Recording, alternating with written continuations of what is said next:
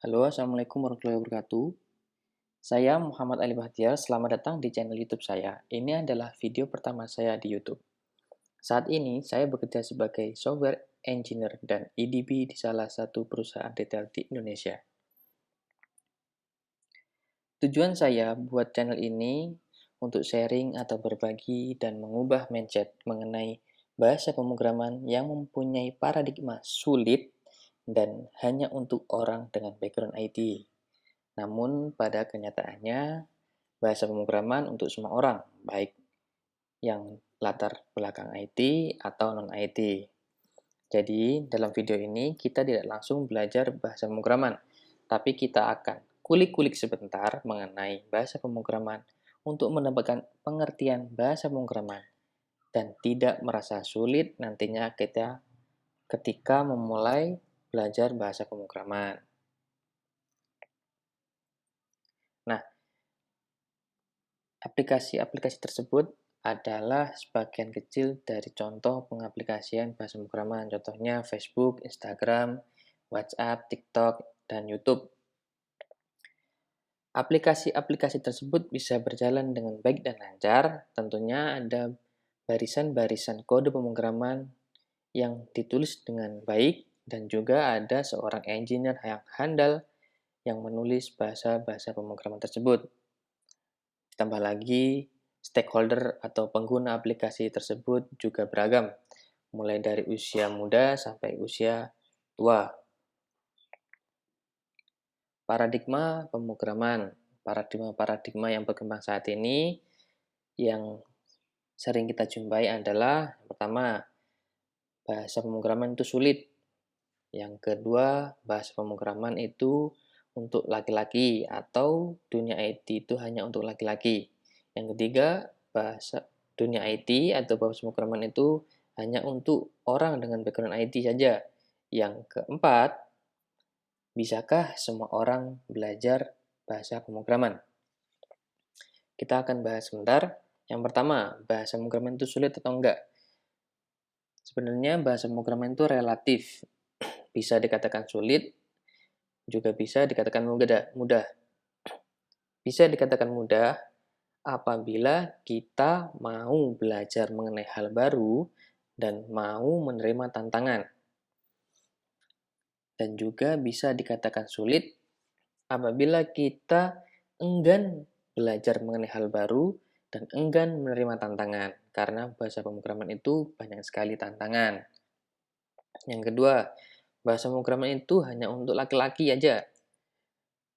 Untuk sekarang ini paradigma tersebut mungkin sudah tidak berlaku karena banyak banyak sekali kita jumpai seorang perempuan masuk ke dunia IT, contohnya seorang software engineer atau seorang data scientist sekarang ini sudah banyak sekali.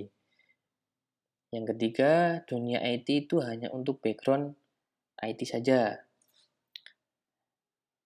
Ini sama dengan pertanyaan yang kedua, sekarang ini sudah nggak berlaku karena banyak sekali orang-orang dengan background non-IT yang masuk ke dunia IT dan sukses di dunia IT. Bisakah semua orang belajar pemrograman? Tentu saja bisa. Mulai dari kalangan muda atau anak-anak sampai dengan orang yang dengan usia lanjut atau kalangan tua. Contohnya dari usia muda kita bisa mengenal seorang Yuma, seorang programmer muda atau iOS developer yang sudah sangat terkenal. Dia belajar bahasa pemrograman dari usia 6 tahun.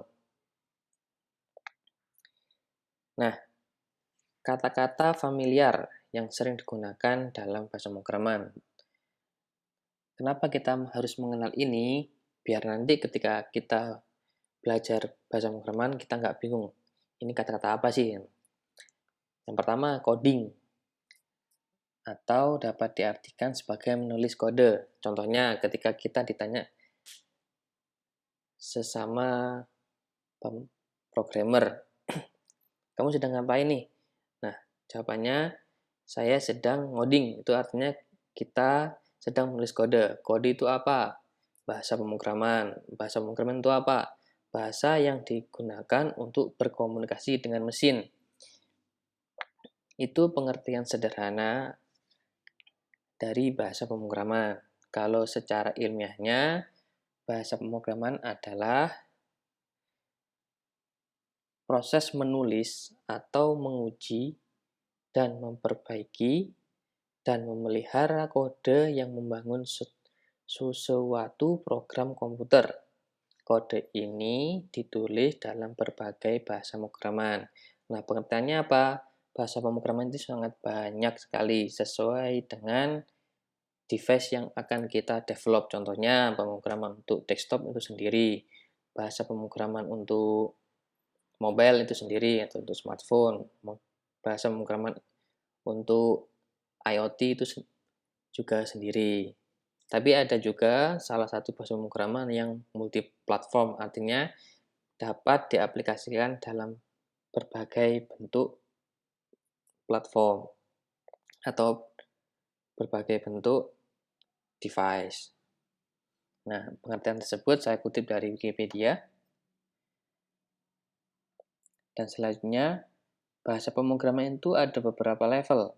Yang pertama beginner, intermediate, kemudian advance.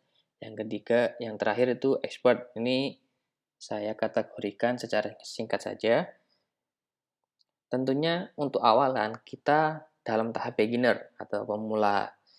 Nah, ini sangat penting karena kita akan belajar fundamental atau dasar-dasar yang nantinya kita akan gunakan ke tahap-tahap berikutnya. Terkadang banyak sekali orang yang berpendapat kalau fundamental itu nggak penting, yang penting saya bisa buat program. Itu juga kurang benar, atau lebihnya saya kurang setuju dengan pendapat tersebut, karena menurut saya fundamental itu sangat penting, karena di situ kita akan belajar banyak sekali logika-logika, tipe-tipe data yang bisa kita gunakan untuk problem solving nantinya. Ya, nanti outputnya juga kita akan membuat suatu aplikasi yang di situ penerapannya dari fundamental-fundamental tersebut. Nah, untuk selanjutnya kita akan belajar kenapa belajar pemrograman atau keuntungan apa yang akan kita dapatkan ketika kita belajar bahasa pemrograman. Jika ada saran atau kritik dan masukan, mohon untuk disampaikan ke kolom deskripsi yang sudah disediakan untuk kelancaran kita belajar pemrograman bersama-sama, dan kita akan bahas di video-video selanjutnya. Semoga video ini bermanfaat dan membantu teman-teman untuk memulai bahasa pemrograman atau memulai belajar pemrograman. Terima kasih.